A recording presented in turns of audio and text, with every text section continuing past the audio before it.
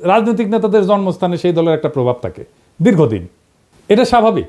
গোপালগঞ্জেও আওয়ামী লীগের প্রভাব থাকবে, আওয়ামী মনোভাবাপন্ন মানুষ থাকবে, কিন্তু একটা রাজনৈতিক দলের শান্তিপূর্ণ কর্মসূচি করতে দেবে না, প্রাইভেট বাহিনী দিয়ে অস্ত্র হাতে সমাবেশ শুরুর আগেই সমাবেশ স্থল ভাঙবে, এটা কি মগের মুল্লুক? কেন বিএনপিকে তো গত ফেব্রুয়ারিতে সমাবেশ করতে বাধা দেয় নাই? আমরা তো কথা বলার সভা সমাবেশের স্বাধীনতা চাইছি, রাজনীতির স্বাধীনতা চাইছি, হাসিনা এটা করতে দেয়নি। তো গোপালগঞ্জে কি এখনো হাসিনার শাসন চলে? বিএনপি ওখানে করতে পারলে এনসিপি কেন করতে পারবে না? মানে গোপালগঞ্জের আওয়ামী লীগের সাথে কি এমন প্রেম বিএনপির যে তারা সমাবেশ করতে পারবে, আর কি এমন শত্রুতা এনসিপির যে তারা যাইতেই পারবে না? বিএনপি কি হাসিনার বিরুদ্ধে লড়াই করে নাই? এই বিএনপি যখন 2024-এর 14ই সেপ্টেম্বরে প্রোগ্রাম করতে যাইতেছিল, তখন গাড়ি বহরে হামলা করে 3 জন বিএনপির নেতাকর্মীকে মাইরা ফেলাইছিল এই গোপালগঞ্জের বাকশালীরা।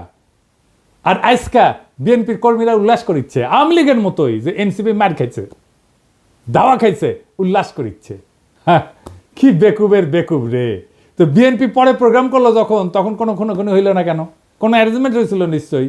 তো যখন পরে বিএনপি প্রোগ্রাম করতে গেল, তখন কেন আওয়ামী লীগ ট্রিগার্ড হইল না? কেন ডাক্তার জাহিদ ট্রিগার্ড হইল না? কেন কচু খেতে ট্রিগার্ড হইল না? কেন আগে থেকে আওয়ামী লীগেরা চ্যালেঞ্জ ছুড়ে দিতে থাকলো? প্রশ্নটা এখানেই। তার মানে বিএনপির সাথে গোপালগঞ্জ আওয়ামী লীগের এই মুহূর্তে কোনো কনফ্লিক্ট নাই, কনফ্লিক্ট আছে এনসিপির সাথে। তার মানে এনসিপি সেই শক্তি যা হাসিনাকে উৎখাত করছে, তারে ঠেকাইতে হবে।